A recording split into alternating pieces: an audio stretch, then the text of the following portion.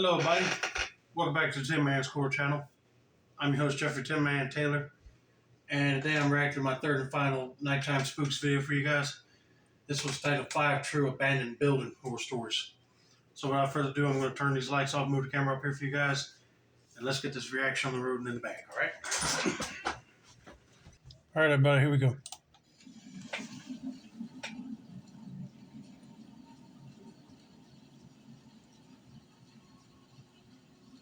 I've explored many abandoned buildings over the past 2 years, but the scariest was an abandoned mall I explored once with a friend. It was late at night, and it took some work to get into the shopping center as it was locked up tight. We had to get onto the roof of the mall by going through a multi-storied parking ramp that was next to it, also abandoned. There was a 10-foot wall we found and piled random things and debris against the wall so that we could climb over. Once we were in the mall, we did some normal exploration, checking everything out.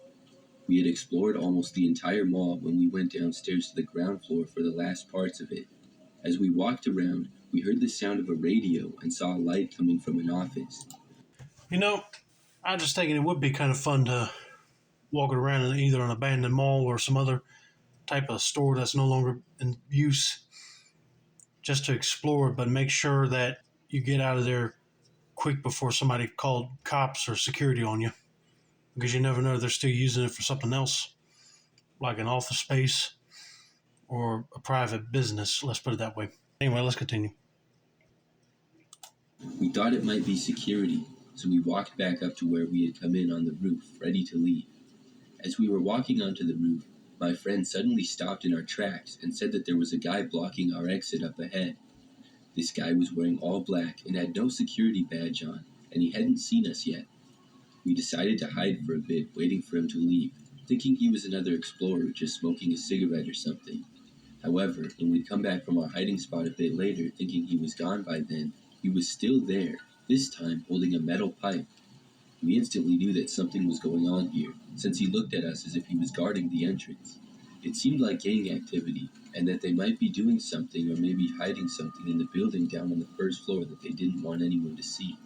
We went back down to the second floor and hid in a display window that was hidden from the rest of the floor. We were there for like 20 minutes at most, but it felt like years, heart pounding the whole time. We heard another man walking around our floor, dragging a piece of metal across the floor.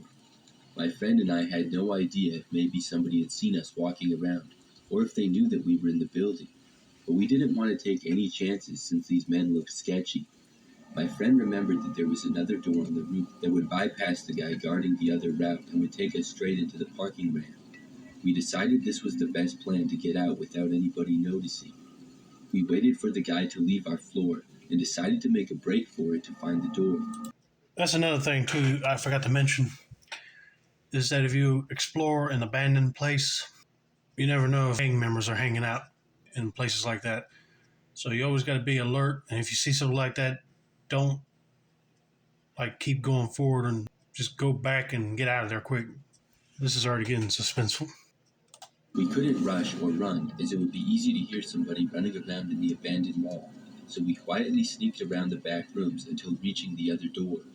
We found our escape, but it was blocked by debris. We took a risk with the noise at this point and started pulling the debris away from the door, and my friend kicked the door open loudly. We sprinted across the roof, and I have no idea if anyone saw us because I was occupied in getting out there fast. We finally got into the parking ramp and made our way down to the bottom. There we saw there was another presumably gang member sitting in a blacked out Ford Transit van. The engine of the car was on, and I'm guessing the guy was in charge of guarding the entrance to the abandoned parking ramp. Whoever these people were, they clearly did not want anyone entering the abandoned mall. Maybe we just got caught in the mall at the wrong time, but we still weren't going to take any chances. At this point, our only option was to find a fire exit to the outside. The fire exit we found was screwed shut, so I basically launched myself through the door, which luckily flew open, and we got out and climbed down to the main road and onto the street. The only thing I can think of, being all coordinated as the guys were and how they were dressed, was gang activity. Once again, we had no idea if they originally knew that we were in the mall or not. Probably not, but we didn't want to take any chances with them, especially if they thought we saw something. That day has stuck with me as a scary moment in my life. I'm still exploring, but just being more careful with places I choose to explore. Well, you consider yourself lucky then. The way that he's describing them, how they're dressed and acting, that probably seems like they're gang members. Because why would somebody be holding a metal pipe blocking the entrance that they walked in the mall with, and another guy blocking the entrance of the parking lot with a van? Yeah, they were trying to seal that place up tight, but I'm glad that they didn't see him and start following him, and they got out of there quick enough. But yeah, that's a good lesson learned right there. If you pick a spot to explore and it's abandoned, just do a double check and make sure that there ain't no sketchy vehicles around that might block any possible exits, and there ain't no gang members hiding out in these places because your life may depend on it.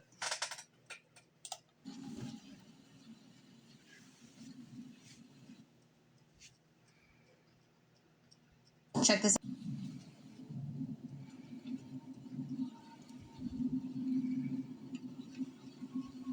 This happened one summer afternoon in 2018 when my partner, my stepdad, and I decided to check out an abandoned factory near my parents' house.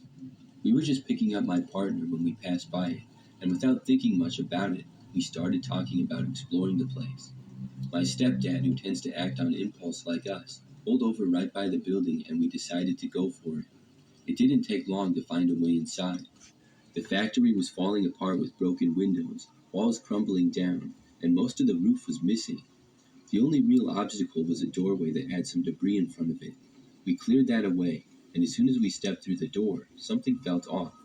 It was the middle of the summer, but the air inside the building was freezing cold. You know, that would be a location I would like to visit as some sort of abandoned factory, but I'll be making sure that the rooms have sturdy floors because if you step on one spot and it cracks from your weight, then you know the floors ain't sturdy. You have to like back up and get out of there quick. But yeah, that's also kind of weird that one room is freezing cold and there ain't no power to the place probably. Makes you wonder, does somebody bring in some portable fans and kept that specific area cold? I don't know, but let's continue. I don't mean it was a little chilly. It felt like winter. It wasn't even a damp kind of cold, like what you would expect from an abandoned building. And anyway, there was enough holes in the walls and roof that it shouldn't have been that cold. The inside was just as trashed as the outside. Piles of broken machinery, rusted metal, and old wooden beams lay scattered around. As we moved farther into the building, my partner and stepdad went ahead to check out another room, and I wandered off by myself to look through some cabinets that had been left behind. It was like everything had just been abandoned overnight. Files, worker IDs, and even older sheets from the late 90s and early 2000s were scattered everywhere. Most of the orders were packed and ready to be shipped, but none of them had ever been sent out. My stepdad pointed out how strange that was, and the factory looked like it had been closed for many decades, even though the most recent date I found was 2002.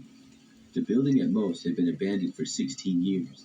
I have no expertise in something such as how quickly buildings decay, but the whole place seemed very run down for only 16 years. Yeah, that's kind of fishy because if there's orders already packed up, ready to be shipped out, how come they didn't ship them out before the factory closed down?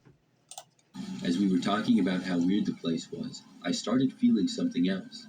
It wasn't just the cold or the dust or the abandoned vibe. I was getting a feeling of danger, like something was watching us, or maybe waiting for us to leave.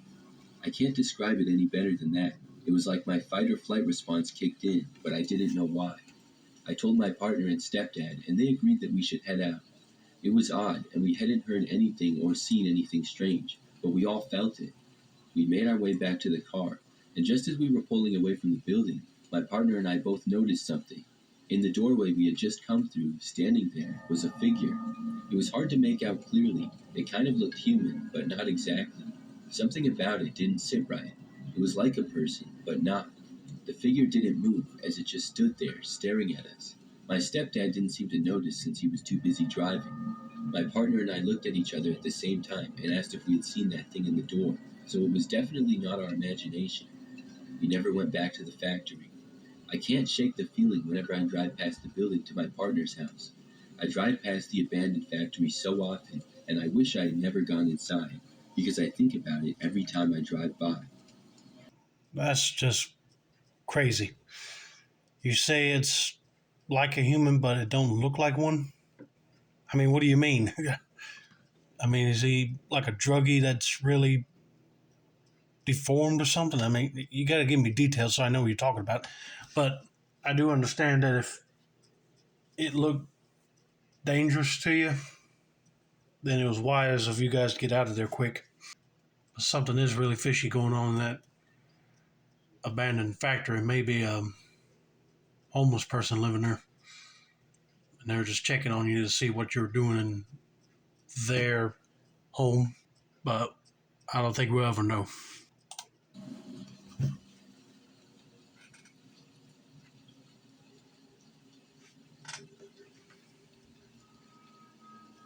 About a 30-minute drive from where I live, this big retirement home building has been left abandoned since 2014.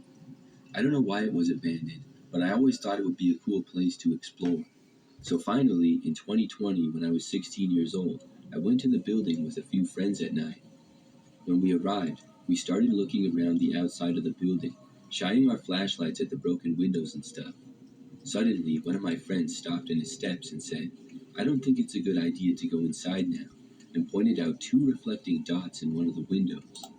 You know, if I was living life on the road as like a homeless person, that would be a good spot for me to stop at and rest up if nobody's living in there, of course.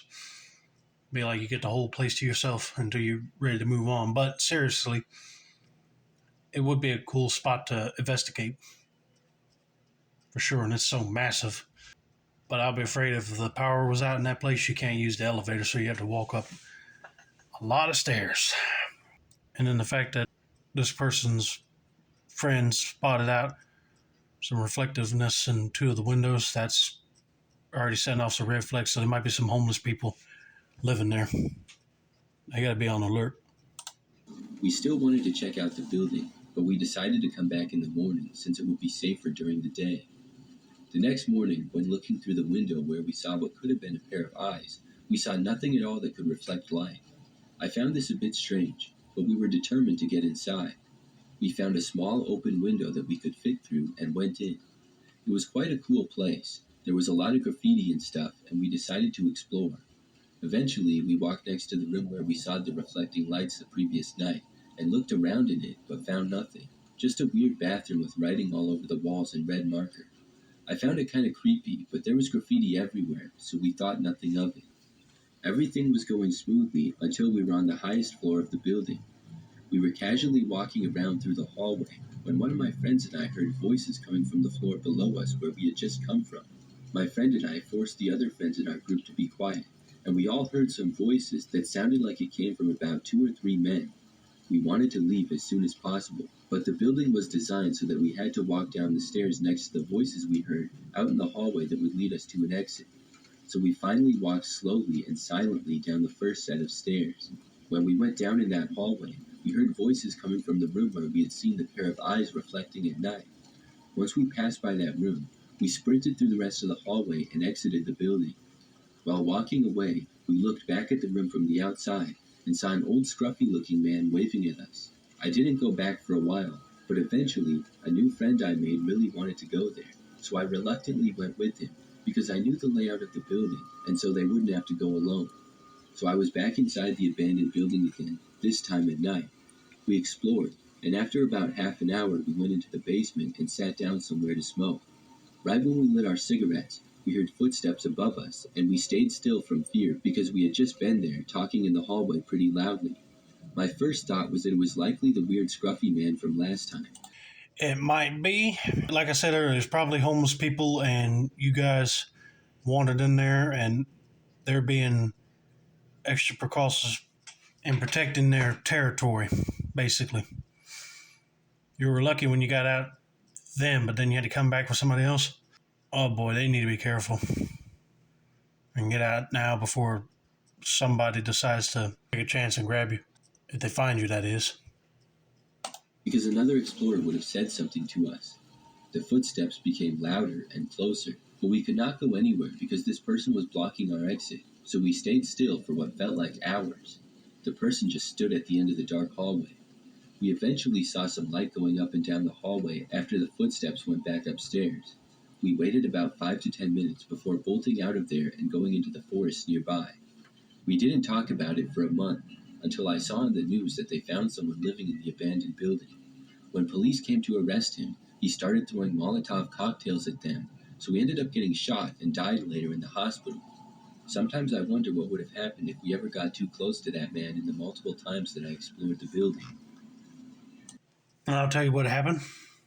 If you came across that man, he probably would have done the same thing to you and tell you to get out. But yeah, if that guy's acting crazy to them cops, he probably would have started chasing after them boys and probably attack them. You never know.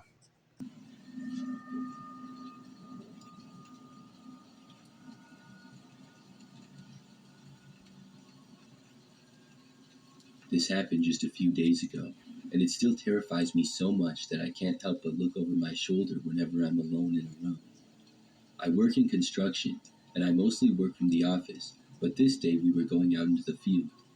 My team is made up of a few guys and one girl, Jane, who happens to be one of my good friends. A few days ago, we got the chance to check out a building before it was demolished. The place was huge, and we were given strict instructions of no cell phones, no pictures, and no distractions. We had walkie-talkies to communicate, but that was it. We all had safety gear on, including steel-toe boots, hard hats, safety vests, and gloves. My boss and the safety manager were going towards the top of the building doing their technical work, and they gave us the green light to explore a bit. So Jane and I, along with a few guys, went down to the lower floor to mess around a little, away from the bosses. Yeah, I guess if they were going to be detonating this place to implode it, I can see why you can't use cell phones because, electronic interference and it might go off by accident. But let's just see what they discover in this building. The place was full of old furniture, tubes, pipes, and other random stuff. It used to be an office building.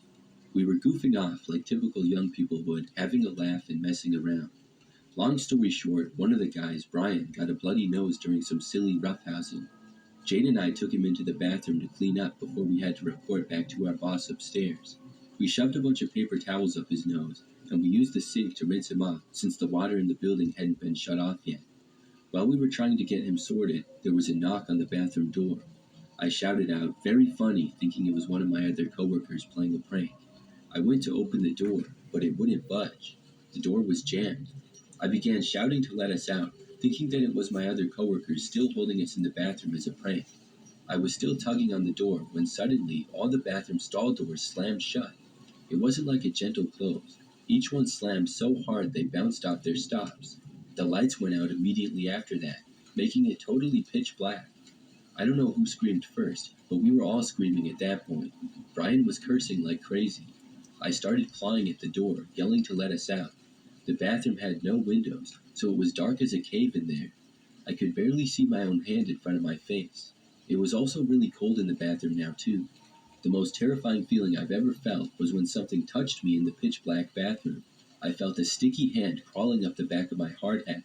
It wasn't a tap or a brush on my neck. The hand was climbing up slowly and deliberately. I yanked my hard hat off, and it hit the floor with a loud clatter, making the sensation stop. Finally, there was a huge bang as our coworkers from outside were able to get the door open, letting us out of that nightmare. We were all yelling at each other, trying to explain what had happened, but no one was making sense. I was shaking so badly that I could hardly stand. My boss checked the bathroom later, and all he saw was the blood in the sink from the nosebleed, but nothing else. He just gave me my hard hat back, and we all left the building as fast as we could. Once we were out of the building and calmed down a bit, the three of us who were trapped inside the bathroom heard the others' version of the story. They were still walking around just exploring stuff when they thought they saw a figure run across a gap in between two cubicles. Very soon after that, the lights began flickering on and off, and that was when they heard the loud bang on the stall doors coming from the bathroom and heard us start to scream. They were not holding us in as a joke, and they weren't anywhere near the bathroom by the time the three of us inside had started screaming. They eventually were able to pry open the door with a metal pipe, and one of the guys who had pried at the door said he also felt the sensation of a sticky hand slowly going up his arm briefly. Because this happened so recently, I'm still kind of a wreck since it happened, and I'm scared to go to the bathroom alone now, even at home. I always have my dogs come in with me. I don't know what happened in that bathroom, but I don't ever want to be anywhere near that building again, and I'm glad it's going to be demolished soon. I was just thinking, was this some strange people that were not supposed to be there, or was this place haunted? You know what I mean? Because if you don't see whoever's leaving a slimy touch on your neck, then it's probably a ghost because they're probably mad that they're going to be tearing down the building that they once called home. You never know what it could be.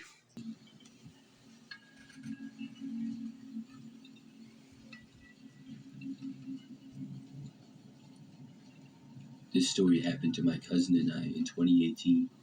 We both love photography and taking long drives listening to music, so that's exactly what we did on this particular day. We drove about an hour north to a small town and found an abandoned barn that was also for sale. At the time, we didn't spot any trespassing signs, so we decided to be adventurous and go check it out. The barn was in semi-decent condition, although the paint had begun to peel off. Structurally, it was pretty sound though, and I didn't feel uneasy about going in. I'm an avid urban explorer and have been in far worse buildings, so we went inside. Once we got inside, we somehow ended up in the basement of this barn. I immediately was getting some weird vibes from the stuff that was in that barn. There was little girls' clothes, toys, and furniture littered throughout the basement of this barn. My cousin and I both thought it was creepy. Behind the barn was a big cornfield that came up right to the back of the barn, so we decided to get some cool photos of the barn with corn stalks in the frame of view. I snapped a few shots of my cousin, and we were ready to head back to the car.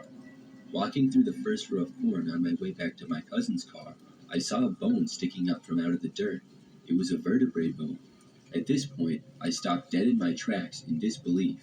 I was wondering if it was what I thought it was, or if it was an animal bone of some kind. I started looking around, and there were several more bones. They were too big to be a deer. I yelled at my cousin, who was almost back to the car, to have her look. We both started examining and digging around the dirt, and we kept finding more and more bones. In college, I took a cadaver lab in human anatomy, so I'm very familiar with the human body. We found a fibula and fully intact femur. That's when I really started to freak out. We decided to call the cops because we knew this was serious. We waited in the car until they arrived. Once the pair of cops arrived, we all started looking through the corn and a nearby trash pile. The cops I don't think believed us, and I distinctly remember them saying they thought it was a deer carcass. That was until I found a full rib cage in the trash pile and showed it to them. The cops told us that they would need to leave and they were calling a full forensic team out to start collecting evidence. We left totally shaken up. On the way out, I did see a no trespassing sign which we missed on the way in. I don't know if the cops saw the no trespassing sign, but if they did, they didn't bring it up at all and didn't care. We gave the cops our information, but we never heard anything more from them. I also watched the news closely for the next few weeks and didn't see anything. I wish I could have got the full story of what happened. It was like an episode of Law and Order, and it was definitely one of the creepiest things I've ever experienced.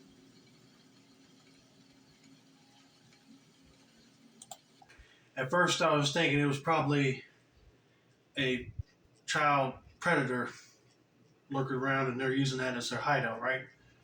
Well, once they found bones, it's an automatic crime scene. I'm glad they called the cops, but them cops should not act like it was nothing. But anyway, I hope you guys enjoyed this video. Don't forget to like, subscribe, turn on those post notifications for more nighttime spooks reactions like this. This has been another successful installment of the Tin Man Squad channel. I'm your host, Jeffrey Tin Man Taylor. I say that's a wrap, and that's the deal.